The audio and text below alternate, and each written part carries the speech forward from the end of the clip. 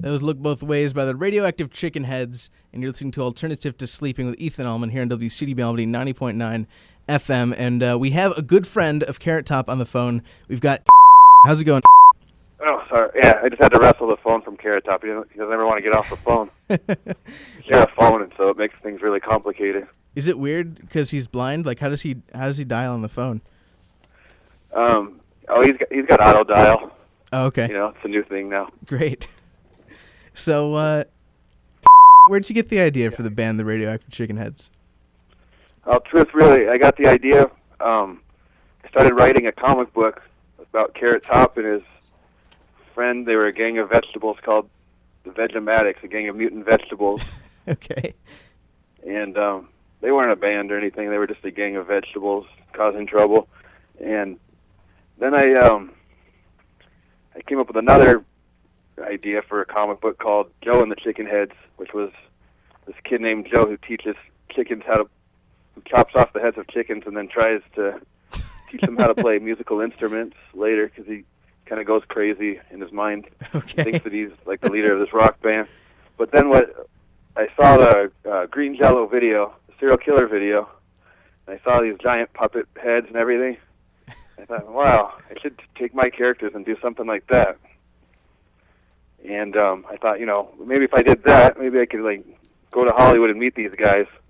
And so I made a bunch of costumes, took pictures, sent them in to Green Jello. Maybe a year later, they invited us up to their studio, and from there, up till 2008, we went on tour with them, as you saw. Wow, that's really great.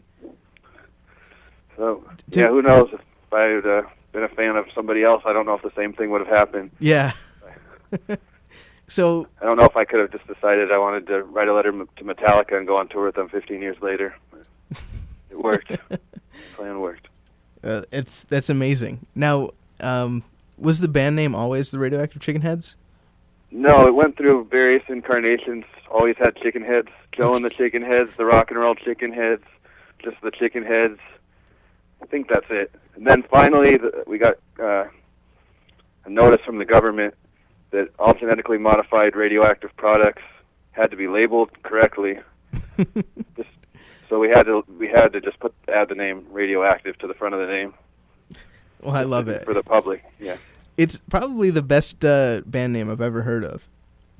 Oh, thank you. I'm glad that the government gave us a good name. Yeah, me too. So now, did you make all the costumes yourself, or do you have them made by someone? We make them all ourselves. Some different people help out. Not everybody helps, but they should. But yeah, we make them all ourselves out of foam and latex. And actually, the first ones we made were more like piñatas, made with crepe paper and everything, and they fell apart really quick. Okay. And then Green Jello helped us out, and a guy named Hunter who used to be in Guar helped us out and taught us how to make them a little more durable, which is what we do today. So how many have you gone through as a band? Like, we're probably on like the third version of most of them now. Oh, okay. Do you have? They last a long time. They get smelly before they fall apart. Yeah. How many Carrot Top heads do you have? Because that's made out of latex. The one you see now is the third one, and the one before that, I had left it in the garage, and mice chewed up the nose and tore it apart. And so I just turned it into a skull carrot for a while, which is what you see in the mirror video, the carrot in the mirror. So those are the two, right? Those two exist right now.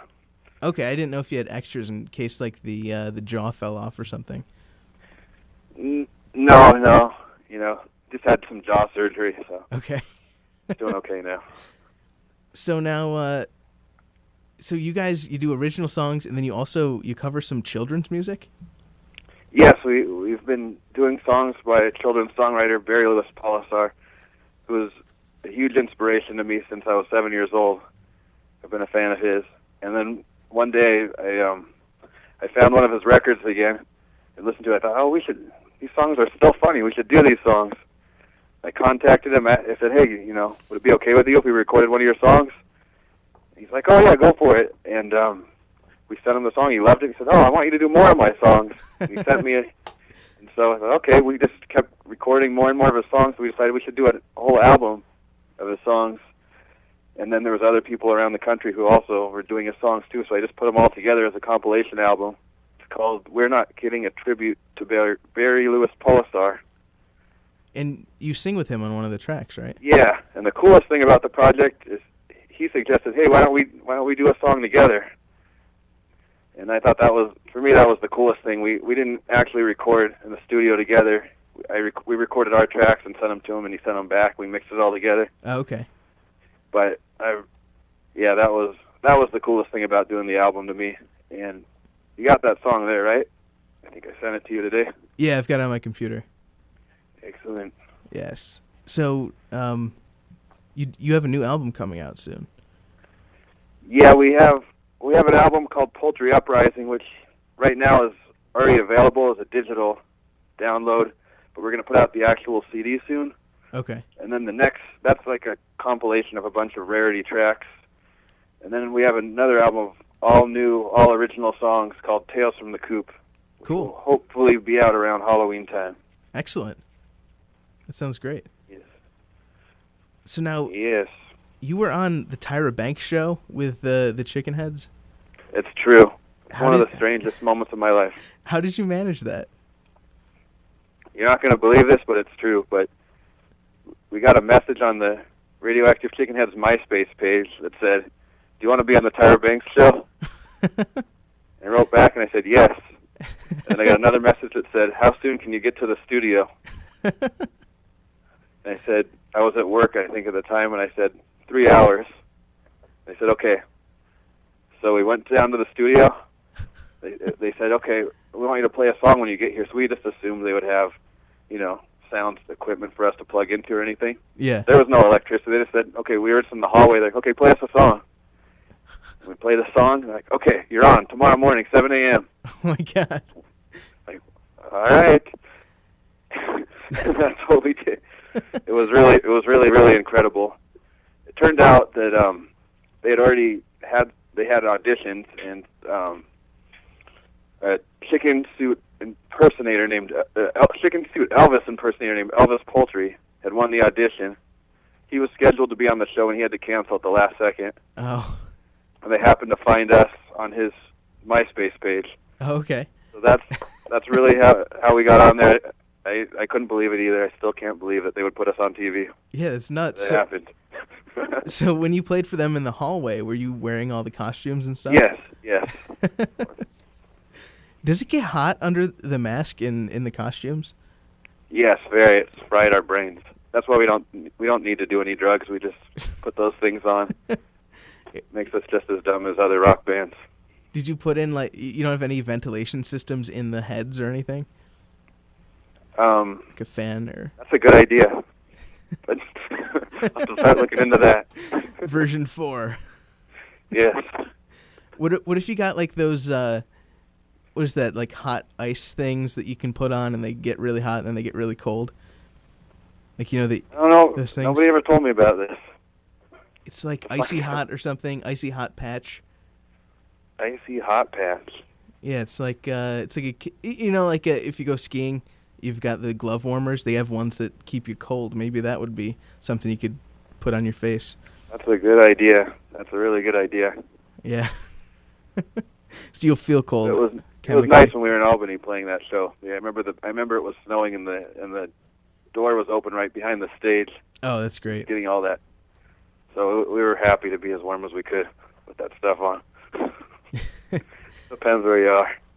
Now, being friends with Green Jello, have you guys done any songs together? I've come on stage with Green Jello to sing songs with them at their shows. Oh, okay. We never recorded anything together.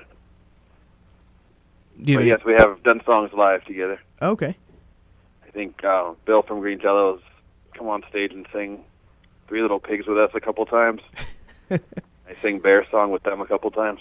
Okay. Now, are you just the singer, or do you play any instruments? I play instruments on the recordings, but not live. Okay. But sometimes I'll play keyboards or drums on recordings. Now, when you guys are wearing the masks, can you actually see at all? It depends how bright it is. Okay. We can see, but it's dark, basically. Okay. So if it's a very dark place, then no, we can't see. So, like, has anyone tripped over something or broken? Oh, many times. Yeah. Many times. I got to the point where I sometimes when I remember, I'll wear like skateboard knee pads because for a while I was tripping so much, falling over. It gets dangerous. Yeah. Sometimes I've also, fallen off very high stages, not realizing the front of the stage was right in front of me. I'm sure the audience thinks it's like part of the song or something too. Oh yeah, yeah. They really don't. They really just think everything is part of the show. Everything that goes wrong. Right. It's good cover up. It's part of the show. What's that? I said it's good cover up. Like you don't have to worry about any of that stuff. No, of course not. So now if somebody was really hurt, I don't think anybody in the audience would really help them out. They would just, take pictures on their cell phones. Right. Put them on Twitter. Right. So now you're a vegetarian? Yes, I'm a vegetarian. Well, except for children, as you probably know. Right. So, is that why you're the carrot? Was that the reason behind it? No, I don't. Well, it's a good story, but I actually don't think that had anything to do with it. I became vegetarian later, years after starting the band. Okay. Do you think But I will say that we had a song called "Poultry Uprising," which is almost like a vegetarian anthem kind of thing about not eating chickens. And then I remember somebody called me out on it. It's like, why are you eating chickens?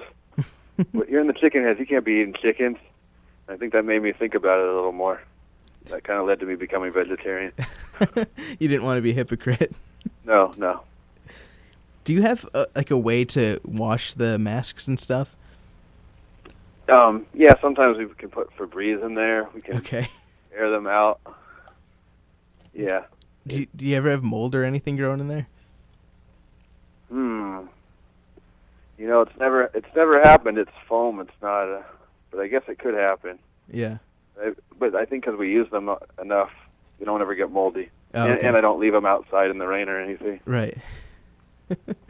So now, have you ever worn any of the other stuff, or have you always been Carrot Top? I've had to wear some of the other ones to fill in for pictures and things.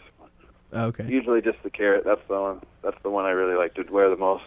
That one I feel comfortable in. The other ones I feel like, I don't know, I feel it's not quite me. Right. I'm playing somebody else, even though I am playing somebody else. So do you guys have like a single location where you keep all the costumes and props and stuff, or does each person like kind of have their own stuff? Yeah, most people just keep them. That makes it easier. Yeah. They can bring their own to the gigs. How many people are in the band officially? Up to 11. Wow. Sometimes we can do, usually between 6 and 11 for a show. Okay. But if you see the video, I think the latest video we have 11 chicken heads, which is our record. And some people just kind of hang out with chicken heads on. Well, they don't all play instruments. Yeah. Or at least not ones that are audible to human ears, like the pitchfork isn't really that El Pollo Diablo uses.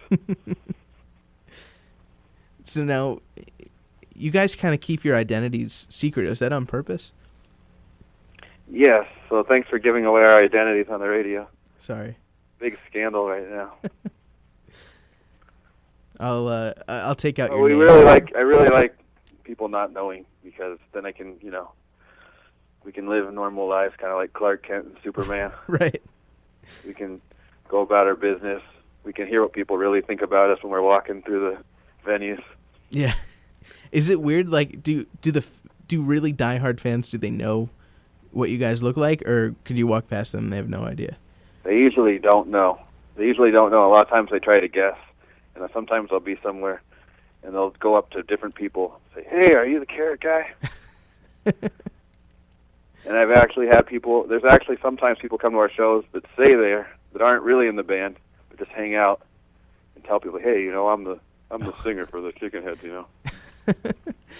So are people getting laid by pretending to be the chicken head guy? I don't know. I don't know if it ever worked, but I don't know if any chickens or eggs are getting laid. I don't know. I don't know what came first. Well, it's a great band. It's amazingly unique, and I'm a big fan. Why, thank you. Yeah, I'm definitely looking forward to Tales from the Coop and the hard copy of Poultry Uprising. Well, thank you very much. Yeah, anytime. Yeah, thank you so much for coming on. Yeah, when the CD comes out, definitely let's get you on again. All right, that sounds good. That sounds really good. Awesome, thanks. Thank you. All right, take care. Bye. You too. Bye. That was a.k.a. Carrot Top from the Radioactive Chicken Heads.